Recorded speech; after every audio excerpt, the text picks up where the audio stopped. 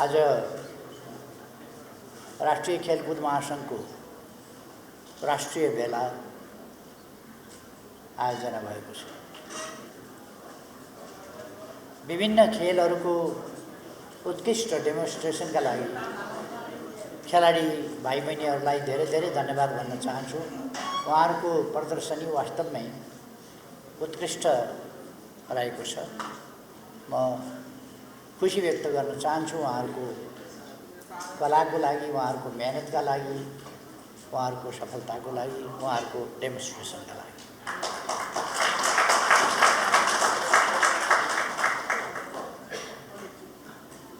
खेलकुदको औचित्य, खेलकुदको आवश्यकता शारीरिक मानसिक स्वास्थ्यका लागि, मित्रताका लागि, समाजको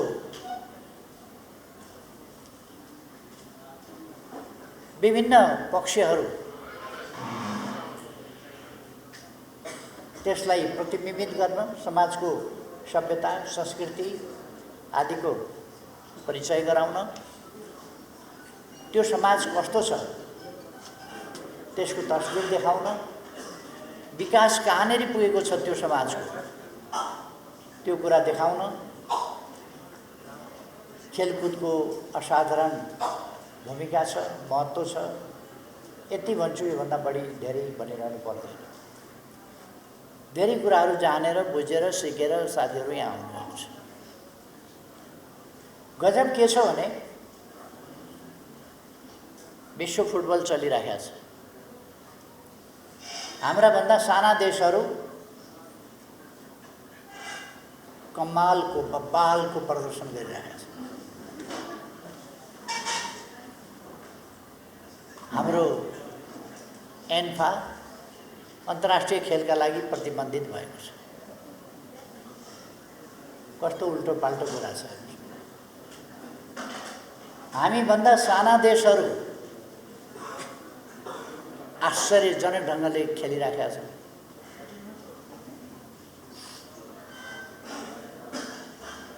हामी जस्तै अल्पविकसित वा विकासशीलमा भर्खर प्रवेश गर्दै गरेका देशहरूले तहल्का मचाएका छन् विश्व फुटबल। हाम्रो फुटबल प्रतिबन्धित छ। प्रतिबन्धको कारण के भने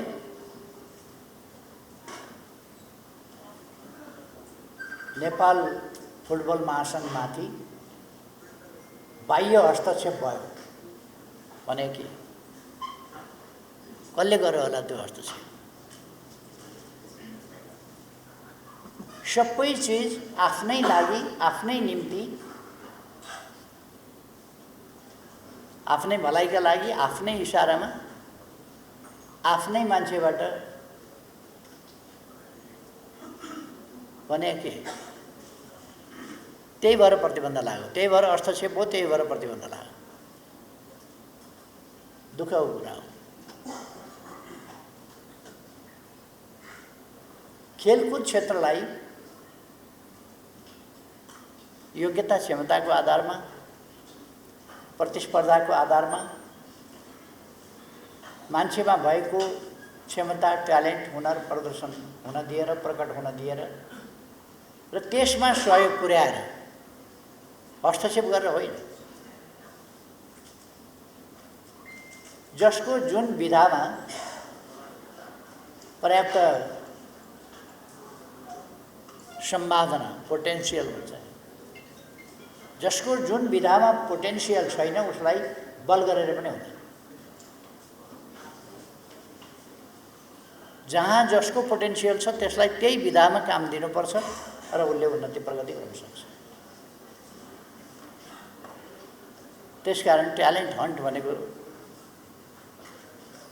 हामी पहिले कसको कुन विधातर्फ रुचि छ, क्षमता छ, शारीरिक मानसिक हिसाबले उसलाई साथ दिन्छ, विकासका लागि सम्भावना के छ त्यो पहिचान गर्छौँ र त्यसपछि त्यसमा अनि डेभलप गर्छौँ, तालिम दिन्छौँ, सहयोग पुर्याउँछौँ, विकास गराउँछौँ। खेलकुदको विकासको तरिका त्यो हो। मलाई यो मान्छे मनपर्छ, ट्यालेन्ट नभए पनि त्यस विधामा म बलजफ्ती कोच्छु भने त्यो हुँदैन। जस्तै कोचले पनि त्यस विधामा खेल्न नसक्ने खालको त्यो क्षमता नभएको मान्छेलाई उत्कृष्ट खेलाडीको रूपमा जस्तै कोचले पनि विकास गर्न सक्दैन। त्यसकारण राम्रो खेलाडीलाई उत्कृष्ट कोच चाहिन्छ, किनभने त्यसको खेल्न सक्नेले जसको सम्भावना छ उसले खेल्न सक्छ, उसलाई विकास गराउनुपर्छ। मलाई तपाईहरुको खेल देख्दा र तपाईहरुले पर्याप्त सुविधा नपाउँदा पनि देश विदेशमा राखेका कीर्तिमानहरू यस प्रतिकूलताका बीचमा ती कीर्तिमानहरूले फेरि पनि मलाई उत्साहित बनाएको छ र म खुसी व्यक्त गर्न चाहन्छु। खेलाडीहरूलाई धन्यवाद गर्न चाहन्छु।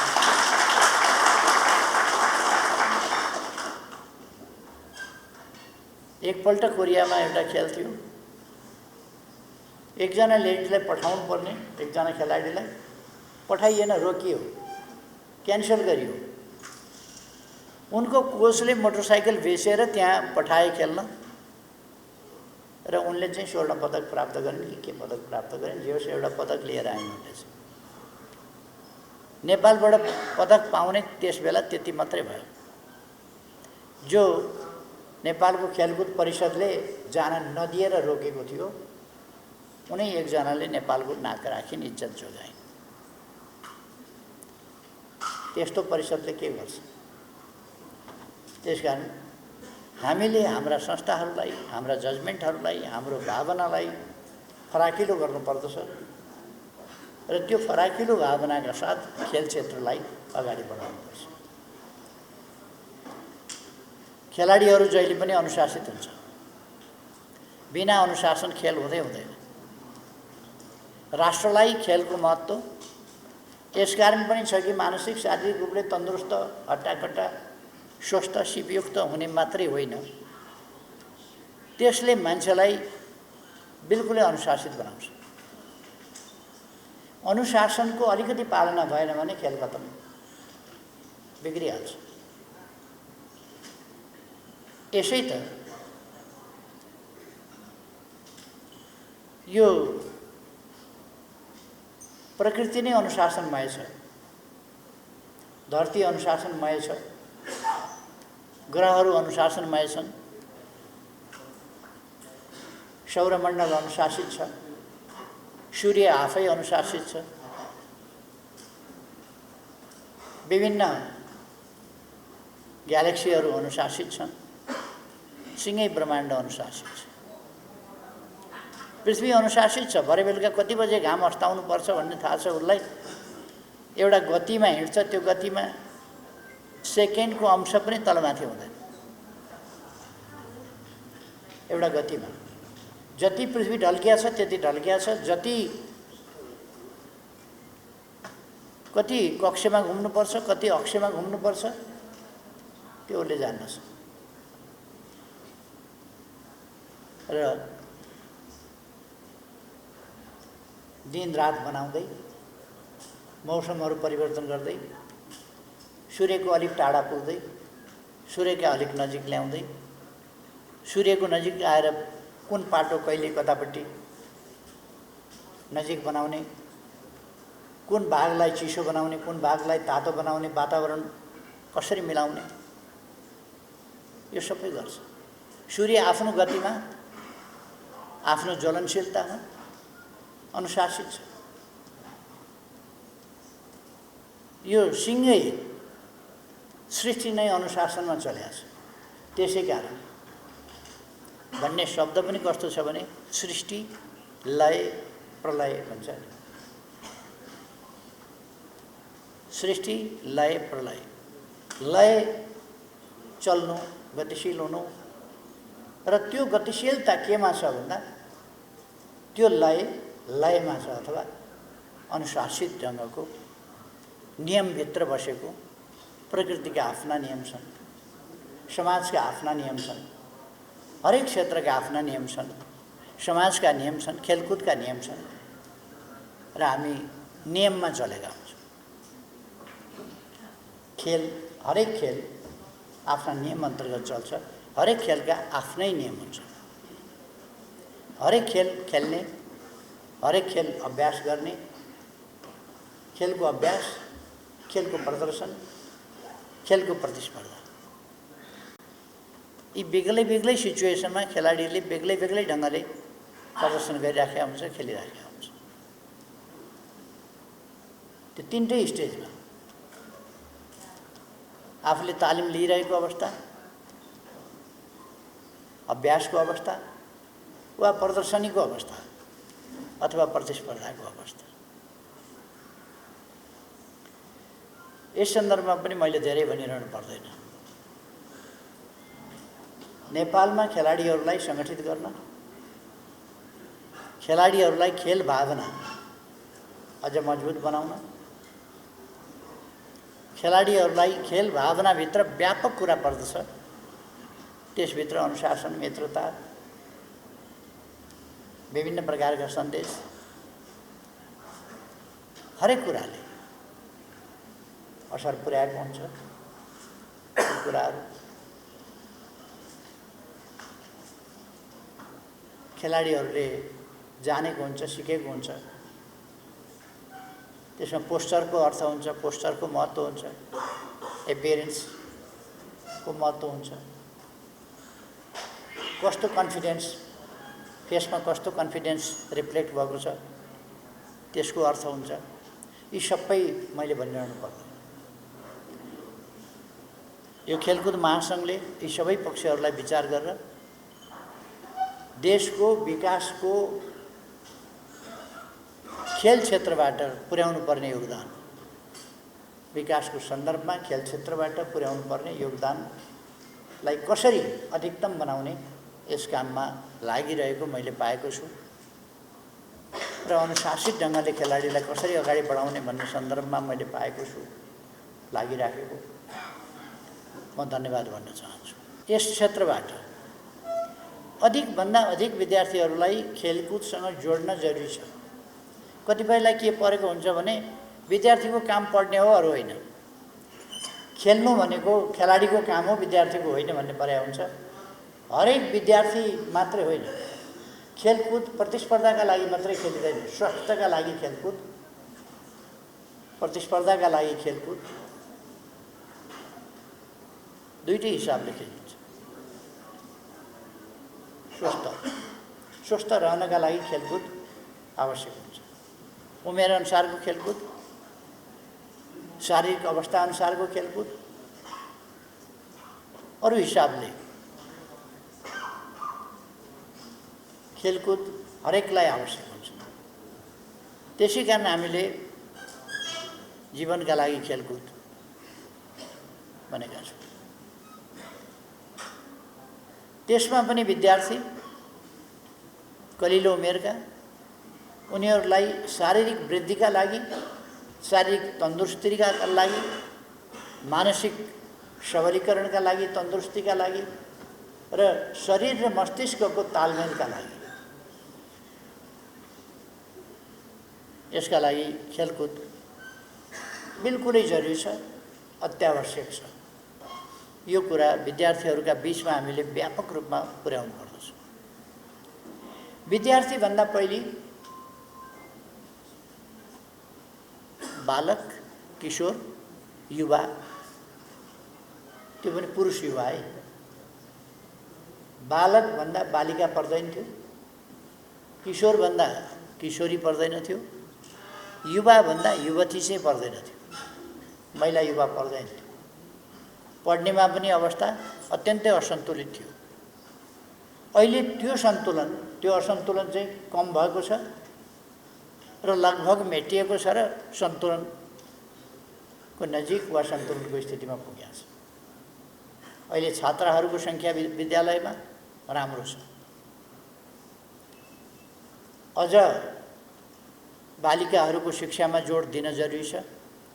सँगसँगै शिक्षा सँगसँगै स्वास्थ्य पनि उत्तिकै महत्त्वपूर्ण छ भन्ने कुरा बुझाउनु बालबालिकालाई मात्रै बुझाएर हुँदैन, हामी घर घरमा पुग्न जरुरी छ, अभिभावकलाई बुझाउन जरुरी छ।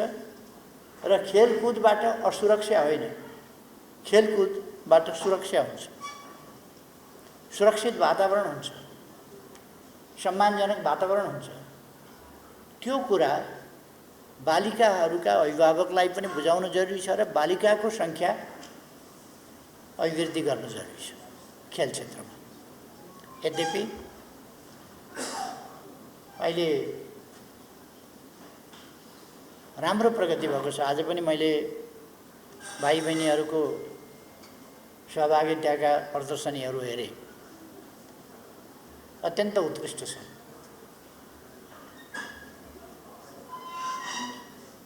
त्यसमा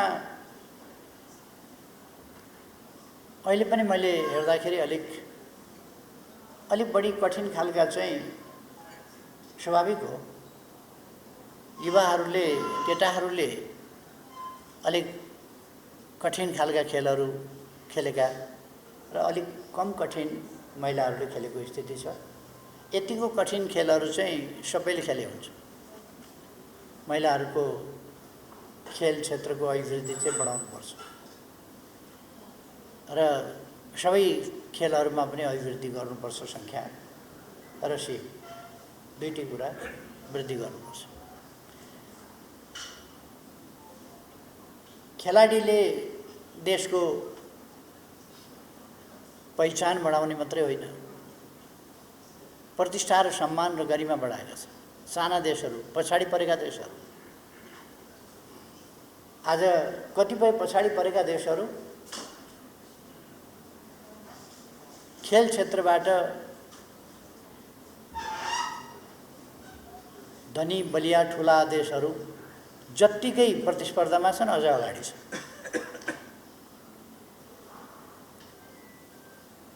त्यसो भएर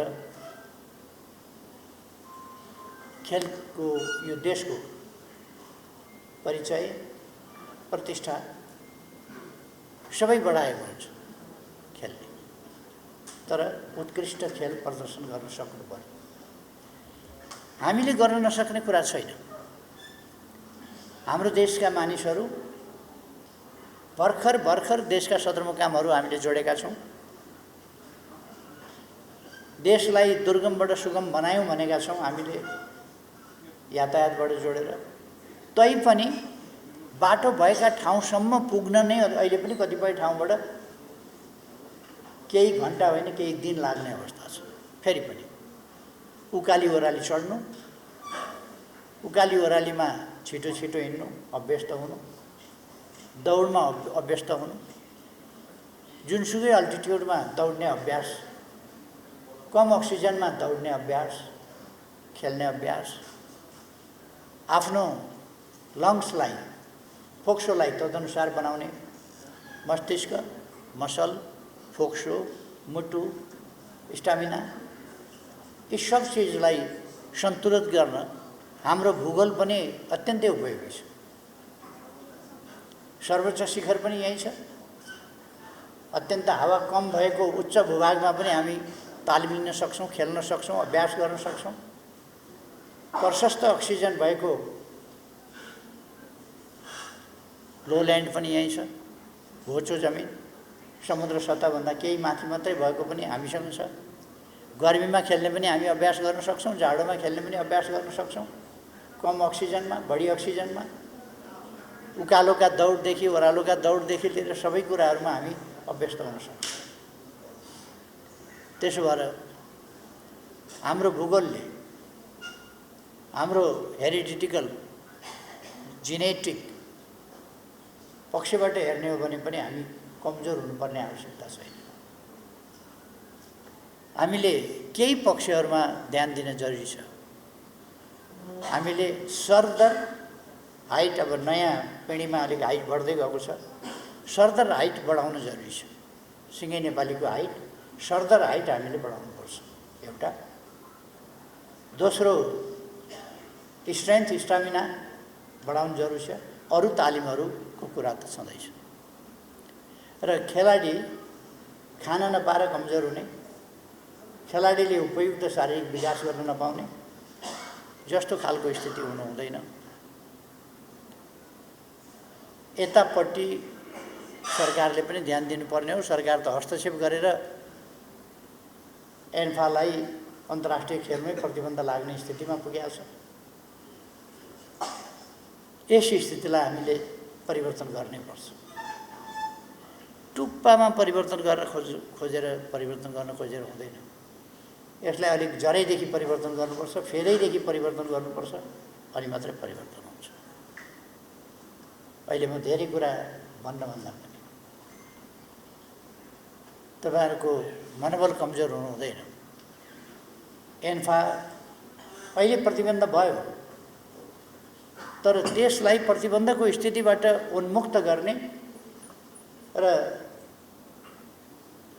विश्वमा हाम्रा खेलाडीहरू अन्यत्रका जस्तै विभिन्न खेलाडीहरूको नाम चम्किए जस्तै नेपाली खेलाडीहरूको पनि अन्तर्राष्ट्रिय जगतमा नाम चम्किन सक्छ। उनीहरूको कारणले नेपालको प्रतिष्ठा बढ्न सक्छ। यस दिशामा काम गरेर खेलकुद महासंघले योगदान गर्न सकोस्। खेलाडीहरूलाई सङ्गठित गर्न, प्रशिक्षित गर्न र खेलाडीहरूलाई खाली खेलाडी मात्रै होइन, खेलाडी त हुँदै हो, देशप्रति जिम्मेवार नागरिक। खेल चाहिँ खेल्छ, तर देश के हो, कहाँ पुग्यो, कहाँ पुर्याइसके देशलाई केही पनि नबुझ्ने खेलाडी होइन, बुझ्ने खेलाडी। त्यस्तो खेलाडीहरू उत्पादन गर्ने कुरामा खेलकुद महासंघले सफलता प्राप्त गरोस्, यही म आग्रह गर्न चाहन्छु। यसले खेलाडीहरूमा देशभक्ति हुनैपर्छ। देशभक्ति नभएको खेलाडी हुँदैन। त्यसै कारण क्लबमा अनुबन्ध गरे जस्तो विश्वकपमा अनुबन्ध गर्न नपाइने कारण त्यही। विश्वकपमा आफ्नै देशको खेलाडीले खेल्नुपर्ने अर्थ त्यही। देशभक्ति चाहिन्छ। देशको प्रतिष्ठाका लागि खेलाडीहरू कसरी ज्यान फालेर खेलेका हुन्छ। हामी हरेकमा देशभक्ति चाहिन्छ। हामीले त्यसलाई बुझ्नुपर्छ। देश विकसित भएन भने मलाई खेलसँग मतलब छ, अर्थक जेसुकै होस् भनेर देशै बर्बाद छ भने खेल मात्रै कसरी अगाडि बढ्छ र नेपालको हालत त्यही भएको त हो। हामीले देशलाई अगाडि बढाउन खोज्यौँ, भुइँचालोले ध्वस्त पार्यो, हामीले त्यसलाई उठायौँ। कोभिडले ध्वस्त पार्न खोज्यो, त्यसलाई हामीले उठायौँ। अर्थतन्त्र ध्वस्त अवस्थाबाट हामीले माथि उठायौँ र विभिन्न क्षेत्रहरू, शिक्षा क्षेत्र, स्वास्थ्य क्षेत्र, खेल क्षेत्र, अनेकलाई हामीले यत्नपूर्वक अगाडि बढाउने प्रयास गर्यौँ। तर त्यो कुरा सही भएन। विभिन्न शक्तिहरूले त्यसलाई संवैधानिक हिसाबले ढाल्न नसकेपछि असंवैधानिक हिसाबले, उपद्रवको हिसाबले तोडफोड, हत्या, हिंसा, आगजनी, लुटपाट जस्ता कुराहरूबाट सरकार ढाल्ने बाटो समात्यो। त्यसलाई वैधानिकता दिने काम भएको छ।